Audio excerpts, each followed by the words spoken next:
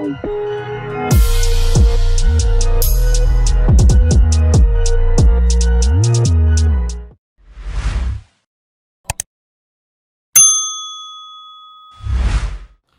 Talk UK!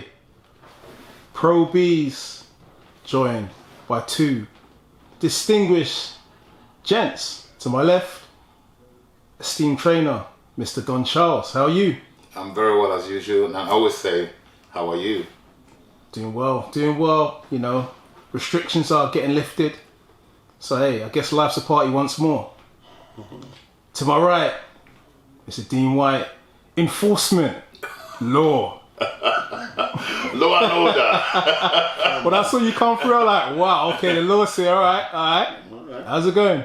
It's all good, man. It's all good. How about you? Good? Yeah, doing well. Obviously, look, you know, we all haven't seen each other for a while, so I guess this is a kind of a midsummer special, you know. But we got to talk all things heavyweight. Obviously, we had the collapse of that big fight, Josh and Fury no more. Time goes on. Now we have Deontay Wilder against Tyson Fury, part 3. Don, what was your kind of immediate reaction to Deontay Wilder pulling the plug on the undisputed fight? Well, I'm the same as, first and foremost, we're fans. We're boxing fans. Just like any common fan out there, I'm deeply, terribly disappointed because it's a fight that any boxing fan wanted to see, you know. Yes, terribly disappointed when the last hour it fell through, where Deontay Wilder was commissioned to face Fury instead. I'm very disappointed because normally something of that magnitude, you would have thought the personnels on the business side wouldn't have taken it for granted and perhaps done the right approach to make sure that what eventually happened didn't happen, you know. So a bit sort of disappointed with that part of things, you know. But like I said, everyone's disappointed, including myself. Yeah, you know what's crazy? Like, I was going through the archive of the old Pep Talk videos like a year plus ago, and I think I came to your gym after that fight when Fury beat Wilder. And there was all those cheating allegations. Deontay Wilder's got a bit of stick for not, you know, backing up some of those things that he said to Tyson Fury's face the other week. What did you kind of make of that press conference at the time? Which the current recent press conference? The recent one they had only a week ago. I'll be quite honest, I haven't actually seen it, but if he's alluding regarding the cheat claims, the gloves and the spiked water and all that stuff. So yeah, I wasn't a fan of the spiked water because he was blaming his coach, right? Which I thought was outrageous. Again, I'm not directly involved, so it's hard to comment to be accurate from the outside. But I think they're quite wild accusations, and I don't think, me personally, that was right what he was coming out with. You know, well, he's got an opportunity now to go and correct things. He's got his wish is to have this third fight, and obviously it's kind of taken the sting out of the whole thing because we were all wanted to see Joshua Fury. I'm like a fan. I'm warming up to the idea of a third fight because the second fight between Fury and Wilder was conclusive. Normally, when you have these rematches, if it was a close fight, then you could sort of say there was a fight there. But purely based on contractual obligations, that's why this fight's happening. As far as in terms of does it warrant a third fight? No, in my opinion, it doesn't, because the second fight was conclusive. Dean, what was your? I know you just kind of hopped off the G5 back into the UK not too long ago. Okay, so they have that press conference. Deontay Wilder absolutely says nothing and has the headphones on. Yeah, I mean, what did you make of that whole thing? Just bizarre. Just listen. Everything the man does is a walking contradiction. Anyway, so nothing is surprising. He says silence is golden. If that's the monarch you're going with this time, fair enough. There's always a monarch. There's always a pitch like a salesman. He tries to be a good salesman. I think he's somewhat trying to follow Tyson Fury somewhat, in how sometimes he comes to the press conference, he says nothing, no comment. Back in the day, he used to not say a lot of stuff. Now he's more vocal. If he's winning, he says a lot more stuff. So now Deontay Wilder's monarch, his silence is golden. I'm going to do my talking in the ring. We didn't see any of that. In the first fight, maybe so. In the second fight, we definitely didn't see any of that, that stuff with the trainer and stuff, it's slander at best, because if the trainer was a nasty bit of work, he could say, I'm going to sue you and take you to court for slander. Because it's easily proven or disproven if there was something that spiked your drink, because you could have taken that cup and got that forensically checked if there was anything untowards in there, and you didn't. So that's just one thing. We could throw that in the bin. If you wanted to go that route, he's lucky. Then he said the suit, the boot, the hat, the cat, the rat. I don't even know. I don't know. He goes on many different trails. What we need him to do is go in the bloody ring and fight. That's what we need him to do. We don't want to hear no more excuses. You got a new trainer. You got rid of all your old team. Let's just see you in the ring. Let's see you perform, man. Let's see you give value for money, not make excuses. That's what I want to see as a boxing fan. I didn't want to see this fight at the expense of Joshua and Fury. I did not want to see this at the expense of that. But right is right, wrong is wrong. If he had a contract, these guys should have been men and honoured that contract from the beginning, so there wouldn't have had to be no arbitration for this to have happened. But boxing's a nasty, shady place at the best of times, so things happen. Now that fight's not on. This is on July the 24th. I just want to see a cracking fight. I hope they knock 7 bells out of each other and may the best man win, and they go home safe and healthy. They make a lot of money and they move forward. And there's other big fights in boxing, irrespective of where it goes, because Joshua's got to fight Usyk. He still has to win that fight. So however this goes, that Deontay Wilder needs to just do his work. He's with Malik Scott. Malik Scott is a very, very technical boxer when he was boxing. Very skillful, understands boxing a lot, a student of the game. I know him quite well anyway, spent a lot of time with him. So I know, he's trying to, give Deontay Wilder some of his experience and some of his knowledge. I see them doing things. It does look awkward a little bit to me. It doesn't look like it comes natural to Deontay Wilder, the stuff they're doing. You can just see in his body movement, but you can't knock a trial. I'm sure sometimes we complain about his boxing skill set, but obviously for him to become WBC champion of the world, he must have had some skill set. I think his jab was quite a decent jab. Maybe he just didn't use it enough because the right hand was so devastating and it worked. He just became more of a one-trick pony where it would show them the jab and just throw the right, and it would skin them out more time he caught them. So he didn't need to use too much boxing skill. But he went to the Olympics, so there had to have been IQ and boxing skill somewhere down the line. But sometimes when you get hung up on that power, and it happens in the game. He got hung up on it, and he just, he didn't, use his skill a lot, and then he became dependent on that. And then he came and fought when he faced his real first true test, which was Tyson Fury, his first real test. Because look, when he fought Stavern, and that was the first man he ever faced for a world title. Stavern was at the tail end of his career, and that power was just way too much. They went the distance in the first fight, and then he poleaxed him in the second fight. Other than that, he fought Ortiz, the Agent Ortiz, very skillful nevertheless. But other than that, he didn't fight any other champs. He didn't do anything in his reign. He stayed clear of any unification matches because he was probably still learning on the job, and he just felt like he was the be-all and end-all. And it's one of them. But look, he came up against his first true champion. Saying champion is probably champion more mindset, because Fury wasn't actually a belt holder at that time. He was a lineal champion because of the previous stuff with Klitschko and whatever, and he wasn't dethroned and so on. And he kept talking it into existence, and everyone started to believe and go along with the monarch as well. So we all got kind of roped into this magical world of what it is. And he came up unstuck, and that was a man that can box and move. And then when he came unstuck, it was just, you saw what he unraveled. He unraveled very, very nasty. He got put down by a body shot from someone who's not even a body puncher.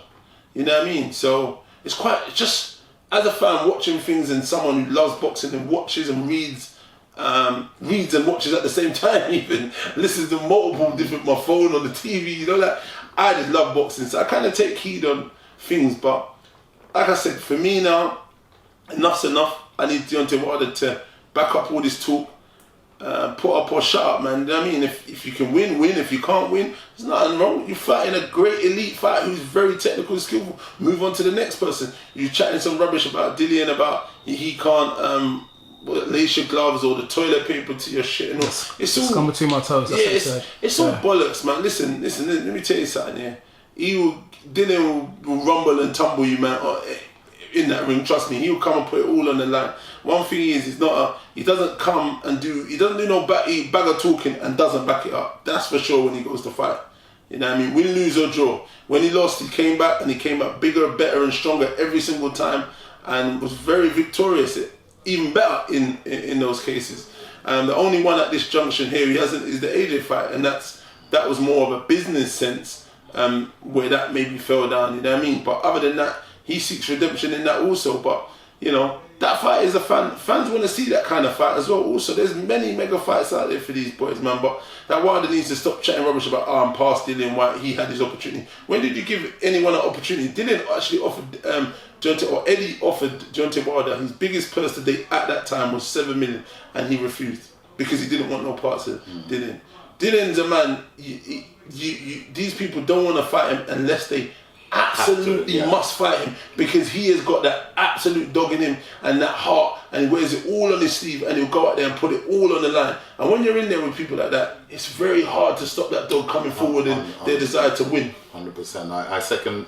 Listen, I'm listening intently because I'm a great listener. No, I'm a great listener, and the reason I'm quite talkative, I don't interrupt, because you're hitting literally it's like listening to myself.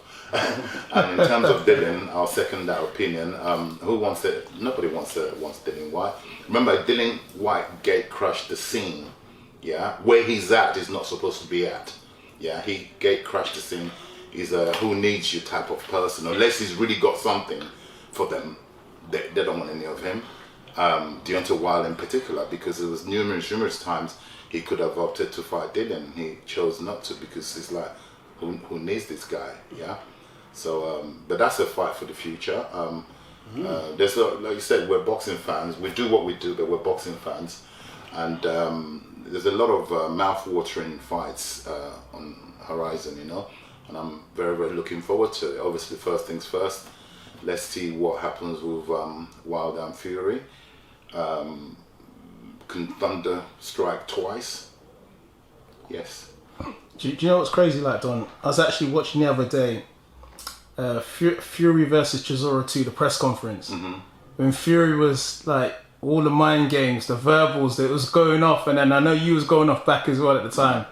Is that part of Wilder's game plan, not to try and engage in any of that pre-fight? Whatever. Listen, you learn. Who am I here to write Wilder off? Once the man's got his punching power proven, you can't write this man off. We're not even talking about. We're agreeing with his punching power. It's all the other stuff that he's doing. Don't fetch excuses out of the clouds. Yeah, get on with it. The man won. Acknowledge it. Yeah, say, you know what? The better man beat me. Yeah, and then go and regroup like he's doing. He's regrouped. Yeah, Malik. I'm not going to regurgitate everything you said. Malik is doing a great job. He actually beat Malik Scott in 2 rounds. Wilder, the guy that's training him, got knocked out. I think it was 2 rounds. Yeah, it's either 1 or 2 rounds. But Malik Scott is an exceptional technician.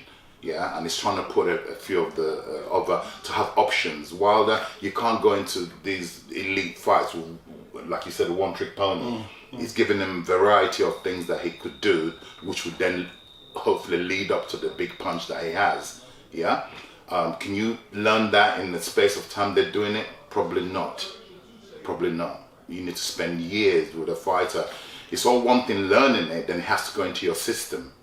Okay, I don't believe they've got enough time in this camp for what he's been shown. It's all good stuff. Is it enough time to go into his system? I don't believe so as a trainer, from a trainer's perspective. I don't believe it's enough time to do that.